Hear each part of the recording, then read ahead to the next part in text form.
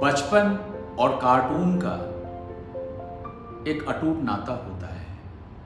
इस बात से आप भी इत्तेफाक रखते होंगे। क्या आपने बचपन में कार्टून स्ट्रिप्स नहीं पढ़े?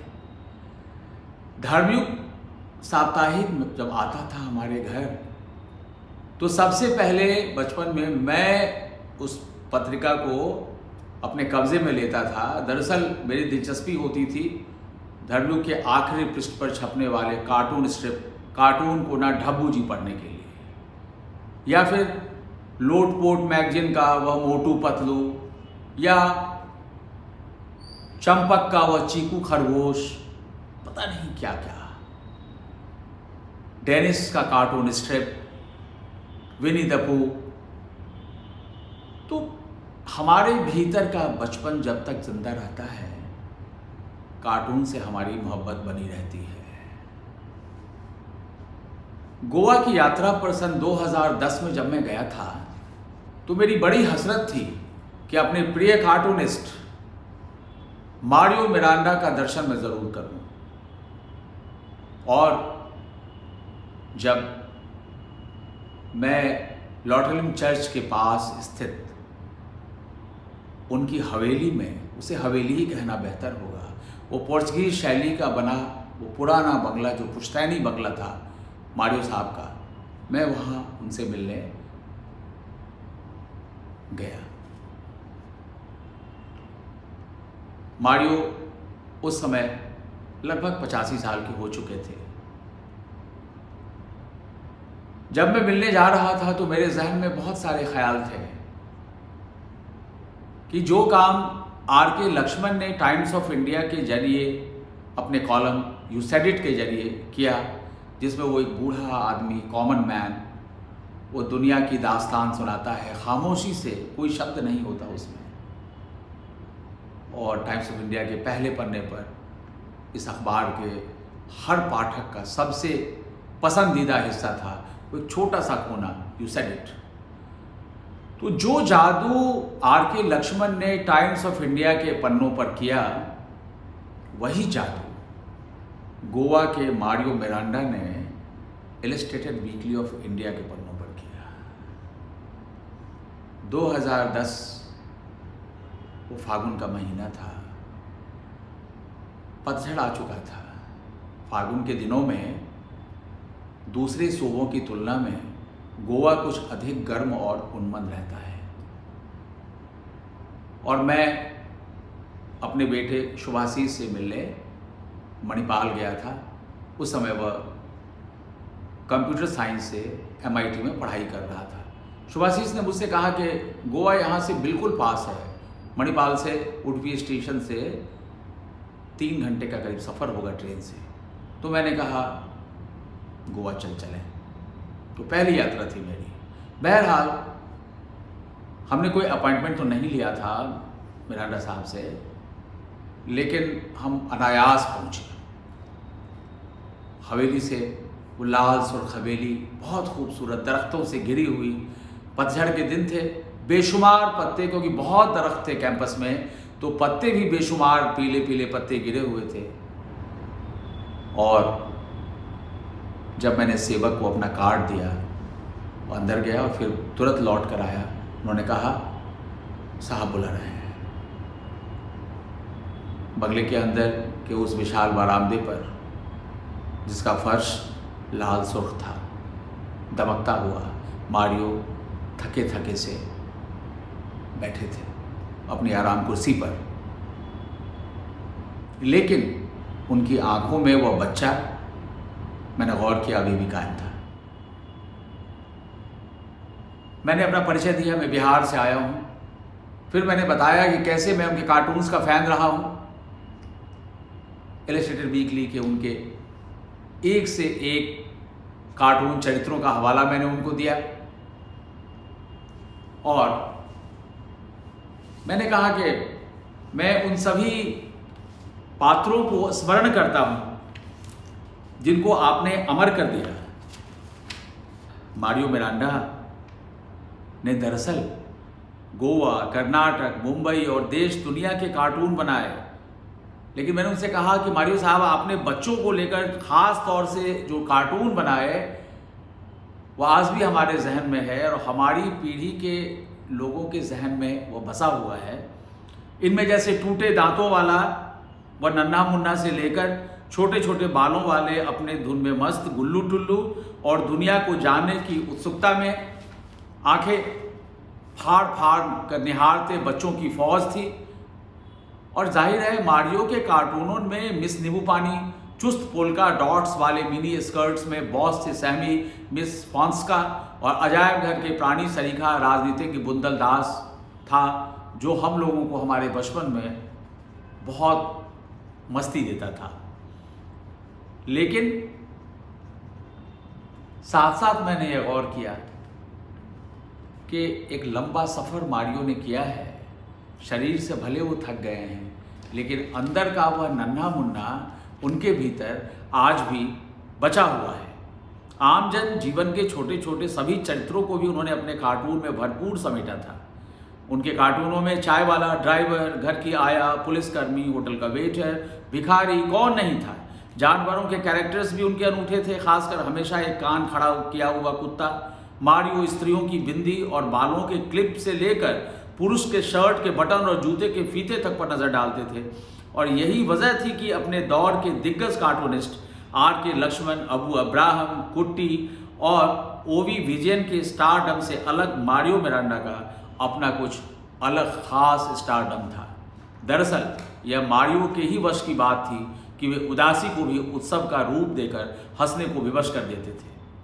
अपने गृह प्रांत गोवा की आंतरिक उदासी को भी उन्होंने कुछ इसी अदा में कार्टूनों के जरिए उत्सव का रूप दिया।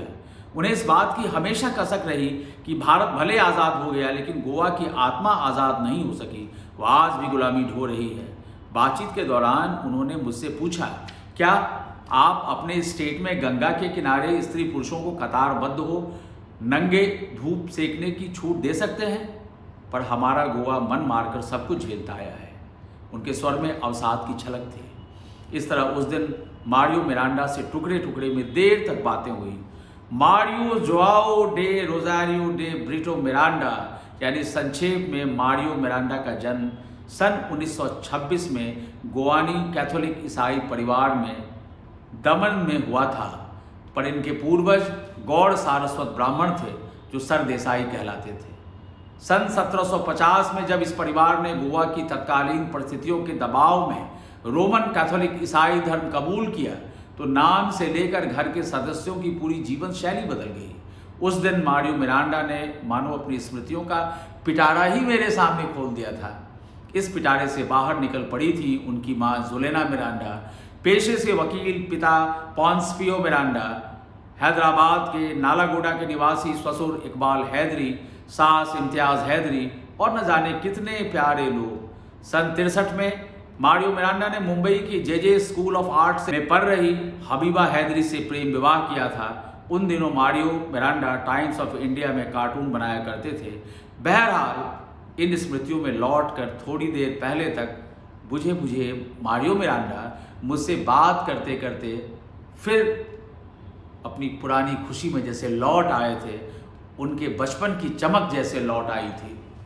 मारियो मिरांडा ने अपने सेवक को आवाज़ दी और कहा, मेरी कार्टून की बुक्स ले आओ। सेवक थोड़ी देर में कार्टून की किताबें लेकर 4-5 किताबें लेकर आया। मारियो मिरांडा ने मुझे दिया, इसे देखो। मैंने उनसे कहा कि इन कार्टून्स को तो मैं जगह जगह पत्र पत्रिकाओं में, इलस्ट्रेटेड वीकली से लेके और भी कई जगहों पे देख चुका हूँ, लेकिन पुस्तकाकार में मैं पहली बार देख रहा हूँ। मारियो ने मुझसे मुस्कुरा कर कहा, इसमें से कोई एक किताब तुम पसंद कर लो, आई विल गिफ्ट यू।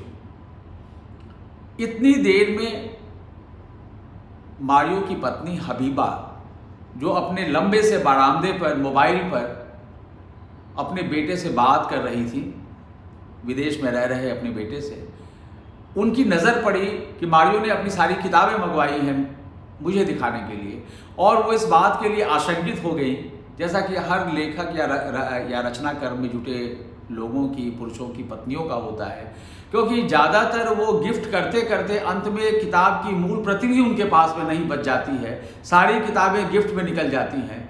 तो हबीबा बहुत तेज़ी से हम लोगों के पास आई, जहाँ हम लोग बैठे बातें कर रहे थे। हबीबा ने फ़ोन को एक सेकंड अपने बेटे को कहा, प्लीज़ 1 मिनट रुको, और मारियो से कहा, मारियो तुम कोई किताब गिफ्ट नहीं करोगे। और उन्होंने मुझसे मुस्कुरा के कहा, सारी किताब ये गिफ्ट में बांट देते हैं और कोई किताब हमारे पास रह नहीं पाती है, सॉरी मिस्टर झा। मैंने कहा कोई बात नहीं। हबीबा यह निर्देश देकर फिर बातों में मशगूल हो गई और लौट गई अपने किचन की ओर। मारियो ने जब देखा कि हबीबा किचन में जा चुकी हैं, तो मारियो ने मुझसे मुस्कुरा कर कहा, इन सारी 4-5 किताबों में से कोई एक किताब तुम जल्दी पसंद करो, I will gift you, certainly gift you. आखिरकार मैंने मारियोज बेस्ट कार्टून्स बुक 2 पसंद की। मैंने कहा ये दे दीजिए मुझको, अगर आप देना ही चाहते हैं। मारियो ने कहा ओके। मैंने अपनी कलम बढ़ाई और मारियो मिरांडा ने बड़े प्यार से मुस्कुराकर मुझे ये भेंट की, जिस अपनी कलम से, अपने अक्षरों में, उनकी हैंड राइटिंग में, best wishes to Vikas Jha. Mario अब दुनिया में नहीं है, लेकिन गोवा का कण-कण मारियो से बसा हुआ है।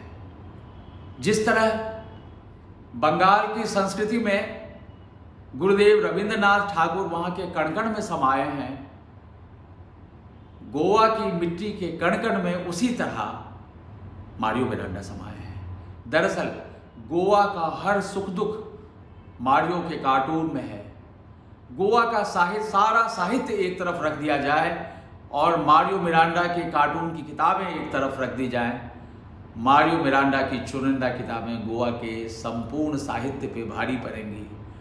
मारियो दरअसल गोवा के नायक थे, जीवन नायक थे।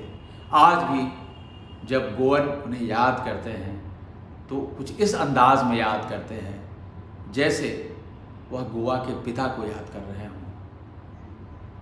मारियो के गुजरे अब तो कई साल हो गए, लेकिन आज भी मारियो की वह अदा जो उन्होंने हबीबा से नज़र बचाकर मुझे किताब दी थी और कहा था कि मैं अपनी ये किताब तुम्हें गिफ्ट करूँगा, जल्दी सेलेक्ट करो, जल्दी चुनो, और मुस्कुराते हुए उन्होंने मुझे जल्दी से लिख के किताब थमाई और कहा अब निकल पड़ो, हबीबा देख लेगी। मैं कभी मारियो आपको भूल नहीं पाऊँगा।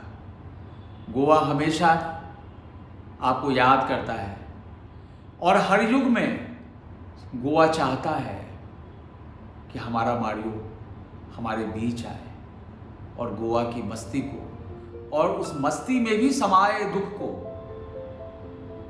वह कार्टून के जरिए पेश करे और आनंद बिखेरे, सुख दुख को कार्टून की लकीरों में समा दे, लकीरों में समा दे।